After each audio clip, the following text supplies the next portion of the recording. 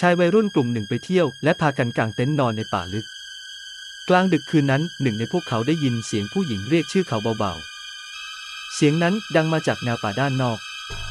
เขาถามเพื่อนว่ามีใครได้ยินหรือเปล่ามีเสียงผู้หญิงเรียกชื่อเขาไม่มีใครได้ยินเสียงนั้นเลยนอกจากตัวเขาเองเสียงนั้นเรียกอีกครั้งเบงออกมาไหนเขาหันไปมองเห็นเงาผู้หญิงยืนอยู่ห่างๆท่ามกลางความมืดเพื่อนรีบห้ามว่าอย่าออกไปนะนั่นมันไม่ใช่คนแบงค์ไม่ฟังและก้าวเท้าออกไปหลังจากคืนนั้นถึงตอนเช้าเพื่อนก็พากันออกตามหาแต่ไม่มีใครเจอเขาอีกเลย